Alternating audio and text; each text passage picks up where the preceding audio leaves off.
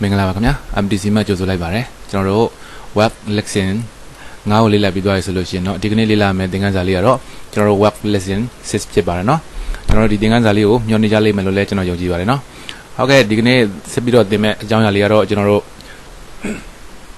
ဒီမှာ bullet တက်တဲ့ပုံစံလေးပေါ့เนาะ bullet တက်တဲ့ပုံစံလေးကတော့ကျွန်တော်တို့ပြီးခဲ့တဲ့တစ်ပတ်ကလည်းကျွန်တော်နည်းနည်းလေးတော့ရှင်းပြခဲ့ပါပြီเนาะbullet တက်တယ်ဆိုတာကျွန်တော်တို့ဒီစာကြောင်းတွေပေါ့เนาะစာပိုက်တွေရဲ့ရှေ့မှာစာပိုက်တွေရဲ့ရှေ့မှာပုံစံလေးတွေတက်ထားပါမြားပုံစံလေးတက်ချင်တယ်ဆိုရင်မြားပုံစံလေးရွေးပေးလိုက်ရမယ်ကျွန်တော်ဒီလိုအလုံးလေးလိုချင်တယ်ဆိုအလုံးလေးရွေးပေးလိုက်မယ်ဒီလိုလေးတောင်ခွက်လေးလိုချင်တယ်ဆိုရင်လေးတောင်ခွက်လေးရွေးပေးလိုက်ရုံပါပဲเนาะဒါတော့ကျွန်တော်တို့စာပိုက်တွေစာကြောင်းတွေရဲ့ရှေ့မှာပေါ့เนาะသွားပြီးတော့တက်လို့ရပါတယ်ကျွန်တော်တို့ဒီ bullet လေးတွေကကျွန်တော်ကာဆာရှိတဲ့နေရာမှာသွားပေါ်မှာဖြစ်ပါတယ်เนาะကျွန်တော်ဒီနောက်မှာကာဆာလေးရှိနေတဲ့အတွက်ကျွန်တော်တို့ဒီ bullet ထည့်လိုက်မယ်ဆိုရင်ဒီ bullet ကဒီကာဆာနေရာမှာပေါ်မှာဖြစ်ပါတယ်เนาะဒါကတော့ကျွန်တော်တို့ပြီးတဲ့တစ်ပတ်ကလည်းဒီ bullet ထည့်တာလေးရှင်းပြခဲ့ပါတယ်ဒီကနေ့တော့ကျွန်တော်တို့ဒီမှာเนาะdefine new bullet ဆိုတာလေးကို click ရှင်းနှိပ်ပါเนาะနောက်ထပ်တခြား bullet တွေကိုသွားပြီးတော့ထည့်လို့ရပါတယ်เนาะဒီထဲမှာသွားပြီးတော့တခြား bullet တွေကိုသွားထည့်လို့ရပါတယ် bullet ဆိုတာတော့ဒီလိုပုံစံသင်္ကေတလေးတွေကိုကျွန်တော်တို့ bullet လို့သုံးပါတယ်เนาะဟုတ်ကဲ့ဒီမှာဆိုလို့ရှိရင်ကျွန်တော်တို့ click ရှင်းနှိပ်လိုက်ပါမယ်collection နေပြီးလို့ရှိရင်ဒီမှာကျွန်တော်တို့ sample ဆိုတာရှိမယ် picture ဆိုတာရှိမယ် font ဆိုတာရှိမယ်เนาะဒီ sample ပေါ့เนาะ sample ဆိုလို့ရှိရင်လည်းဒီ sample ထဲမှာလည်းကျွန်တော်တို့ကပုံစံလေးတွေတွားပြီးတော့ရွေးလို့ရပါတယ်ကျွန်တော်တို့ထည့်ချင်တဲ့ပုံစံလေးတွေဘယ်လိုပုံစံမျိုးလေးတွေထည့်ချင်တာလဲเนาะဒီလိုပုံစံလေးတွေကျွန်တော်တို့အရှိရထည့်ချင်တယ်ဆို collection နှိပ်လိုက် okay ပေးလိုက်ရင်အဲ့လိုပုံစံမျိုးလေးတွေတွားပြီးတော့ထည့်လို့ရပါတယ်เนาะဟုတ်ကဲ့ဒီကျွန်တော်တို့ဒီ sample ကကြတော့ကျွန်တော်တို့ font နဲ့ထည့်တာပါပဲเนาะဒီကနေ့ကျတော့ကျွန်တော်တို့ font နဲ့ထည့်တာပါပဲ font ထဲမှာဆိုရင်ကျွန်တော်တို့down arrow လေးရှိတယ်ပေါ့နော်ဒီမှာကျွန်တော်တို့ sample ရဲ့ဘေးမှာ down arrow လေးရှိပါတယ်ဒီ down arrow လေးကို click နှိပ်ပြီးရင်ကျွန်တော်ဘယ် font နဲ့မှာသွားရှာမလဲဆိုရင်များသောအားဖြင့်ကျွန်တော်တို့webd တို့နော် windy တို့အဲ့လို font တွေထဲမှာရှိပါတယ်ကျွန်တော်တို့ဒီထက်မှာ webd တို့ windy တို့ font တွေလိုက်ရှာကြည့်လိုက်မယ်နော်ဒီပေါ်မှာ click နှိပ်ပြီးတော့ကျွန်တော်တို့wing လို့ရကြည့်လိုက်မယ် wing ပေါ့နော်ပြီးလို့ရှိရင်ဒီ down arrow လေးကိုတစ်ချက်ပြန်နှိပ်နော်အဲ့ဆိုလို့ရှိရင်ကျွန်တော်တို့ဒီမှာ windy ဆိုတဲ့ font လေးတွေကျွန်တော်တွေ့ပါလိမ့်မယ်နော်2 3ပေါ့နော်1 2 3 3မျိုးရှိလိမ့်မယ်ကျွန်တော်တို့ဒီထက်မှာကျွန်တော်တို့ကြိုက်တဲ့ font ကို collection နဲ့နှိပ်ပြီးလို့ရှိရင်ဒီထက်ကကျွန်တော်တို့ပုံစံ design လေးတွေကျွန်တော်တို့ယူလို့ရပါတယ်နော်ဒီပန်းလေးကျွန်တော်နားမလဲပါဆိုလို့ကျွန်တော်ပြန်ပြောပြမယ်နော်ကျွန်တော်တို့အဲ့လိုမျိုး design လေးတွေထည့်မယ်ဆိုရင်စာပိုက်တွေစာကြောင်းတွေရှိမှာ design လေးတွေထည့်မယ်ဆိုရင်ကျွန်တော်တို့ဒီမှာ bullet ဆိုတဲ့ထဲမှာ down arrow လေးတွေမှာ collection နှိပ်လိုက်ပြီးရင် div new bullet စာလေးကို collection နှိပ်နော်ပြီးရင် sample ဆိုတာလေးကို collection နှိပ်နော်အစင်းစင်းပေါ့နော် sample တွေကို collection နှိပ်လိုက်တဲ့အခါမှာကျွန်တော်ပုံမှန်အဖြစ်ဆိုတော့သူကဒီမှာတိတ်ပြီးတော့အများကြီးပေါ်မပေးဘူးဒီမှာနည်းနည်းလေးပဲပေါ်ပေးတယ်ပေါ့နော်ဒါပေမဲ့လို့ကျွန်တော်တို့ကဒီ sample ဆိုတာကကျွန်တော်ဒီမှာ font နဲ့သွားထားတာဖြစ်ပါတယ်နော် font ပြန်ပြောင်းလို့ရပါတယ်ကျွန်တော်ဒီ font ထဲမှာဒီ sample ဆိုတာလေးကို select ပေးလိုက်နော် select ပေးတယ်ဆိုတော့ကျွန်တော် mouse နဲ့ ဖြီးဆွဲလိုက်တာပါပဲနော် select ပေးလိုက်မယ် select ပေးလိုက်ပြီးလို့ရှိရင်ကျွန်တော်တို့ wing လို့ရိုက်ချလိုက်မယ်နော် wing နော် wing လို့ရိုက်ပြီးလို့ရှိရင်ကျွန်တော်ဒီဘေးနား down arrow လေးကို collection နှိပ်လိုက်နော်ဒီမှာဆိုလို့ရှိရင်ကျွန်တော်တို့mouse ကနေပြီးတော့ scroll wheel ပေါ့နော်ဒီဘိန်းလေးနဲ့လှိမ့်ပြီးတော့အပေါ်တင်အောက်ချပြလို့ရပါတယ်ဒီထက်မှာကျွန်တော်တို့ကြိုက်တဲ့ဒီ font 3မျိုးပေါ့နော်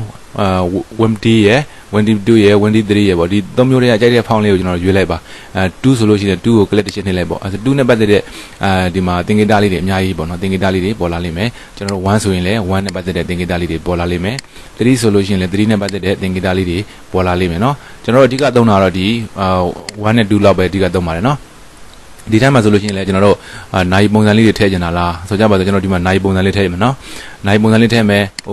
collection နှိပ်ပြီးရင် okay လို့ပေးနော်ဒီမှာနိုင်ပုံစံလေးတွေပေါ်လိမ့်မယ်ပြီးရင် okay လို့ပေးဒီမှာနိုင်ပုံစံလေးပေါ်သွားပြီနိုင်ပုံစံလေးပေါ်သွားပြီဆိုကျွန်တော်စာလေးရေးမယ် enter ခောက်မယ်နော်ဒီနိုင်ပုံစံလေးကကျွန်တော်တို့ enter ခောက်လိုက်တိုင်းနောက်တစ်ကြောင်းမှာ auto ပေါ်ပေးတာဖြစ်ပါတယ်နော်ဒီမှာနော်နည်းလေးအကျယ်ချက်ပြမယ်ခုနကကျွန်တော်တို့ယူခဲ့တဲ့နိုင်ပုံစံလေးကကျွန်တော်တို့စာကြောင်းတိုင်းမှာလိုက်ပြီးတော့ပေါ်မှာဖြစ်ပါတယ်နော်enter တစ်ချက်ခောက်လိုက်တယ်စာရိုက်တယ် enter တစ်ချက်ခောက်တယ်စာရိုက်တယ်ပေါ့နော်ဒါမျိုးဆိုလို့ရှိရင်ကျွန်တော်တို့ခုနကရွေးခဲ့တဲ့နိုင်ပုံစံလေးကစာကြောင်းထဲမှာလိုက်ပြီးတော့ပေါ်နေမှာဖြစ်ပါတယ်ဒါလေးကကျွန်တော်တို့bullet ထည့်တာလေးပါနော်နောက်တစ်ခု bullet ထည့်တာကကျွန်တော်ပုံလေးတွေပေါ့ကိုယ့်ရဲ့စိတ်ကြိုက်ကိုယ့်ရဲ့ကိုယ်ပိုင်ပုံလေးတွေလည်းထည့်လို့ရပါတယ်နော်ခုနကကျွန်တော်တို့ bullet ထဲကိုပြန်သွားပြီးလို့ရှိရင် define new bullet ဆိုတာလေးကို collection နှိပ်နော်ဒီတစ်ခါကျွန်တော်တို့ picture ထဲမှာနော်ခုနပြောတာက sample ဒီတစ်ခါ picture ပေါ့နော် picture လေးကို collection နှိပ်ပါပြီးရင် web online ဆိုတာလေးကို collection နှိပ်ပါ web offline ကို collection နှိပ်ပါနော်ကျွန်တော်ကွန်ပျူတာမှာကဒီမှာ internet ဖွင့်ထားတဲ့အတွက်ကြောင့်မလို့ဒီဆင့်ကိုရောက်သွားတာပါနော် web offline လို့နှိပ်လိုက်တဲ့အခါမှာကျွန်တော်တို့တခါတည်းကွန်ပျူတာ file နဲ့ရောက်သွားမှာပါနော်ဆိုကြပါတော့ဒီမှာ computer browse ပေါ့နော်ပုံမှန်ဆိုလို့ရှိရင်ကျွန်တော်တို့ web offline လို့နှိပ်လိုက်တဲ့အခါမှာဒီထဲကိုတန်းရောက်သွားမှာဖြစ်ပါတယ်နော်ကျွန်တော်ဓာတ်ပုံလေးတွေဘာမှရှိနိုင်တယ်လဲပေါ့နော် ကိုယ့်ရဲ့ကွန်ပျူတာထဲမှာရှိတဲ့ဓာတ်ပုံလေးတွေကိုတွားထည့်လို့ရပါတယ်ကိုယ့်ရဲ့ကွန်ပျူတာထဲမှာကိုယ့်ရဲ့ဓာတ်ပုံလေးတွေက desktop မှာရှိရလား download ထဲမှာရှိရလားပေါ့နော် document ထဲမှာရှိတာလား picture ထဲမှာရှိတာလားပေါ့နော်ဒီထဲမှာကိုတွားပြီးတော့ကြိုက်တဲ့နေရာနဲ့ဆွဲထည့်လို့ရတယ်နော်ဒါပေမဲ့ကျွန်တော်တို့ကွန်ပျူတာတိုင်းမှာ Windows တင်ပြီးလို့ရှိရင်တခါတည်းပါတဲ့ picture ဆိုတာလေးရှိပါတယ်ဒီထက်ကပုံလေးနဲ့ကျွန်တော်စမ်းပြပါမယ်နော်ဟုတ်ကဲ့ဒီမှာ picture ဆိုတာလေးကို click နှိပ်လိုက်မယ်နော်ပြီးလို့ရှိရင်ကျွန်တော်တို့ဒီမှာ save picture sorry picture ဒီမှာနော် picture ကျွန်တော်ဒီထဲမှာတော့ပုံကမပေါဖြစ်နေအဲဆိုရင်ကျွန်တော် desktop ပေါ်ကပုံလေးတစ်ခုသွားယူလိုက်မယ်နော်အများသောအားဖြင့်တော့ကျွန်တော် Windows 7 နေဆိုလို့ရှိရင်တော့ကျွန်တော်ဒီ picture လေးထဲမှာတော့ဓာတ်ပုံလေးတွေပါပါတယ်နော် picture လေးမှာဓာတ်ပုံလေးပါပါတယ်ဟုတ်ကဲ့ဒီမှာဆိုလို့ရှိရင်ကျွန်တော်တို့ desktop ပေါ်ကပုံလေးတစ်ပုံယူလိုက်ပါမယ်နော် desktop ပေါ်ကကျွန်တော်အဆင်ပြေတဲ့ပုံလေးတွေယူလိုက်မယ်ဆိုကြပါတော့ဒီပုံလေးပေါ့ click တစ်ချက်နှိပ်ပြီးရင် insert ဆိုတာလေးကိုတစ်ချက်နှိပ်ပါနော်ဟုတ်ကဲ့ပြီးလို့ရှိရင် okay ပေးလိုက်ပါ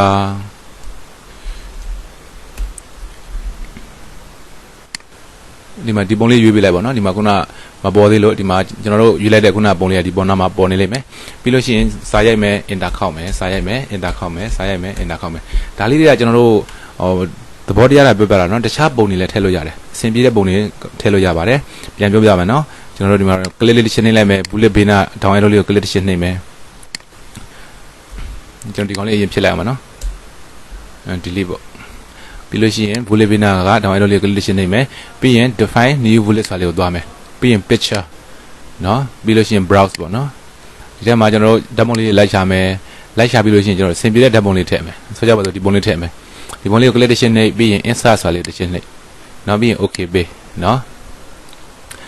်ကျွန်တော်ရွေးလိုက်တဲ့ပုံလေးမပေါ်ဘူးဆိုလို့ရှိရင်ဒီနားလေးမှာပြန်ရွေးပေးပါနော်ဒီမှာဒီပုံလေးပေါ့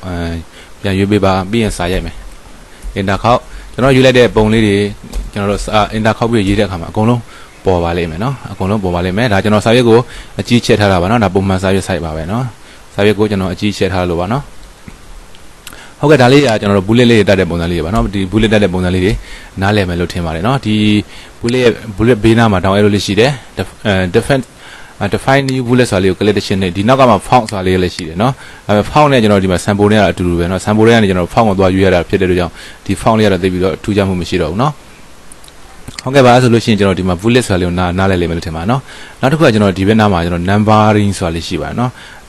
numbering ဆိုတာကျွန်တော် number လေးတွေတက်ထားပါဒီရှိကတော့ဒစိမ့်လေးတွေတက်တယ်ဓာတ်ပုံလေးတွေတက်တယ်ဒီနောက်က numbering ဆိုတာ number လေးတွေတက်ထားပါနော်ဘယ်လိုပုံစံမျိုးလဲဆိုရင်ဒီမှာ number ထဲမှာဆိုရင်ကျွန်တော်တို့ number ပေးနာမြားလေးကို down arrow လေးကို click ချင်းလိုက်တဲ့အခါမှာဒီပုံစံလေးအများကြီးရှိမယ်ကျွန်တော်1 2 3လို့တက်ချင်တာလားနော်ကျွန်တော်တို့ဒီမှာ1 2 3လေးပေါ့နော်ဒီလိုလေးတက်ချင်တာလား ABC လို့တက်ချင်တာလားနော်ရောမကဏ္ဍလေးတွေတက်ချင်တာလားအဆင်ပြေလို့တက်လို့ရတယ်ကျွန်တော်တို့ချိန်တဲ့ပုံစံဒီဇိုင်းလေးကိုရွေးပေးရုံပါပဲဒီပုံစံလေးတက်ချင်တယ်ဒီပုံစံလေး click ချင်းနှိပ်လိုက်ပြီးရင်စာရရေးမယ် enter ခောက်စာရရေးမယ် enter ခောက်စာရရေးမယ် enter ခောက်နော်ဒီတိုင်းလေးပါသိပြီးတော့ခက်ခဲမှုသိပြီးတော့မရှိပါဘူးနော်အဲဆိုလို့ရှိရင်တော့ကျွန်တော်တို့ဒီမှာ numbering မှာ number လေးတက်ထားရလိမ့်မယ်လို့ထင်ပါနော်ဒီမှာကျွန်တော်တို့ကြိုက်တဲ့ design လေးတွေ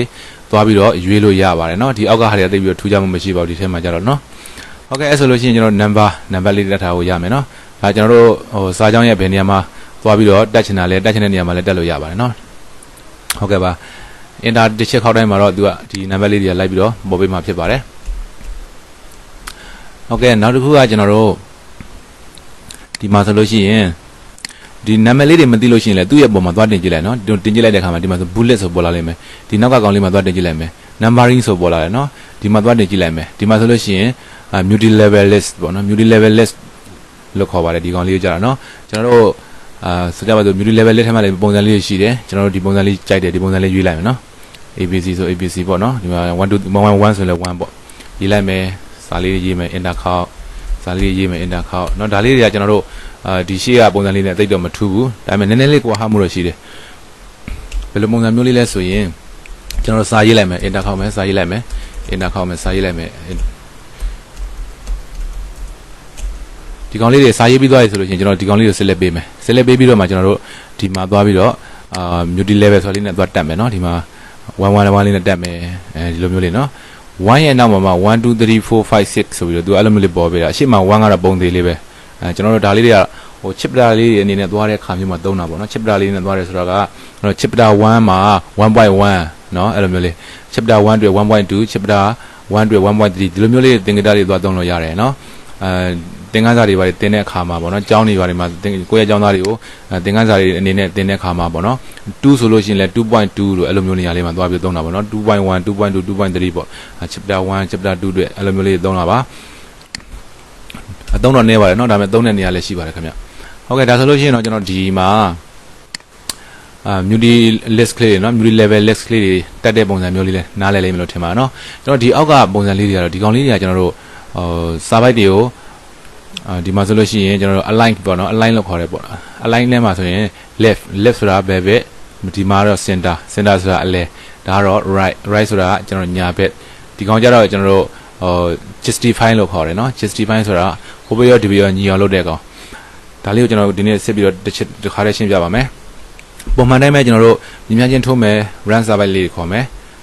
RAND run ပေါ့နော်ပြီးရင်ကို server ခေါ်ချင်တာဘယ်လောက်ခေါ်ချင်တာလဲ10 byte ခေါ်ချင်တယ်10လို့ရေးပြီးရင် gwin ပြန်ပိတ်ပြီးရင် enter ခောက်နော်အဲ့ဆိုရင် server လေးတွေ10 byte ကြာလာပါလိမ့်မယ်နော် server လေးတွေရှိမှကျွန်တော်တို့ဒီသင်ခန်းစာလေးကပြောပြတာလွယ်မှာဖြစ်တဲ့အတွက်ကြောင့် server လေးတွေအရင်ခေါ်လိုက်ပါမယ်ဟုတ်ကဲ့ပြီးလို့ရှိရင်ကျွန်တော်ဒီ server လေးတွေကိုကျွန်တော် select ပေးလိုက်မယ်နော် select ပေးလို့ရှိရင်ကျွန်တော်ဒီမှာပုံမှန်အဖြစ်ဆိုလို့ရှိရင်တော့သူကဒီ server လေးတွေကပေါ့နော်ကျွန်တော်ဘယ်ညီပဲပေါ်နေပါလိမ့်မယ်နော်အလဲမှာညီချင်းနေဆိုရင်စင်တာကိုရွေးပေးလိုက်ပါโอเคเนาะမြင်ရမယ်လို့ထင်ပါတယ်ကျွန်တော်စင်တာကိုရွေးပေးလိုက်တဲ့အတွက်ကြောင့်မလို့ select ပေးပြီးတော့စင်တာကိုရွေးပေးလိုက်တဲ့အတွက်ကြောင့်မလို့အလဲမှာတညီတဲ့ပေါ်သွားမှာဖြစ်ပါတယ်ကျွန်တော်တို့ဒါဆိုလို့ရှိရင်ညာညီပေါ့နော်ကျွန်တော်တို့ဒါ right align right ဒီဘက်ကညာဘက်ကမှာအကုန်လုံးညီသွားပြီးတော့ဘယ်ဘက်မှာတော့မညီတော့ဘူးနောက်တစ်ခုကကျွန်တော် justify ဆိုတာဘယ်ရောညာရောညီတာပါเนาะ justify လို့ရွေးလိုက်မယ်ဆိုလို့ရှိရင်ဒီနောက်ကဆုံးသက်တဲ့မြင်ကြောင်းလေးလည်းညီမယ်ဒီအစားလေးတွေလည်းကျွန်တော်တို့ညီမယ်ပေါ့နော်ဒါမျိုးလေးတွေကျွန်တော်တို့ justify လို့သုံးပါတယ်နော်ဟုတ်ကဲ့အဲ့ဆိုလို့ရှိရင်ဒီကောင်လေးက align left ဒီကောင်လေးကကျွန်တော်တို့ center ပေါ့နော်ဒီကောင်ကျတော့ကျွန်တော်တို့ align right နော်ဒီကောင်လေးကကျွန်တော်တို့ justify လို့ခေါ်ပါတယ်နော်ဟုတ်ကဲ့ဒီထက်ကကျွန်တော်တို့အသုံးပြုပုံသင်္ကေတလေးတွေကိုလည်းကျွန်တော်တို့ keyboard shortcut နဲ့လည်းသွားလို့ရပါတယ်နော် keyboard shortcut ဆိုတော့ဒီမှာဆိုလို့ရှိရင်ကျွန်တော်တို့စာပိုက်လေးတွေကိုအရင်ဆုံး select ပေးပေါ့နော် select ပေးပြီးတော့ကျွန်တော်တို့ပုံမှန်အဖြစ်ဒီကောင်လေးကိုသွားနှိပ်ရမယ်ပေါ့နော်ကျွန်တော်ဘယ်ညီချင်းနေဆိုရင်ဒီကောင်လေးကိုသွားနှိပ်ရမယ် justify ဖြစ်ချင်တယ်ဆိုရင်ဒီကောင်လေးကိုသွားနှိပ်ရမယ်သူ့ရဲ့ပုံမှာတင်ကြည့်လို့ရှိရင်ကျွန်တော်တို့ကသူ့ရဲ့ပုံမှာမြားလေးတင်ကြည့်လိုက်တဲ့အခါမှာသူ့ရဲ့ keyboard shortcut key လေးတွေပေါ်လိမ့်မယ်နော်ဒီမှာဆိုလို့ရှိရင် justify ကိုလိုချင်ရင်နဲ့ control နဲ့ G ကိုတွဲနှိပ်ပါတယ် control ကိုဖိထား G ကိုနှိပ်အဲ့ဆိုလို့ရှိရင်ကျွန်တော် justify ဆိုပြီးတော့ဖြစ်သွားလိမ့်မယ်နော် justify ဟိုအရှိရောနောက်ရောညီသွားလိမ့်မယ်ကျွန်တော်တို့ဒီနောက်တစ်ခုပေါ့နော်နောက်တစ်ခုကကျွန်တော် right ညာဘက်ကိုညီချင်တယ်ဆိုလို့ရှိရင်ねကျွန်တော်တို့က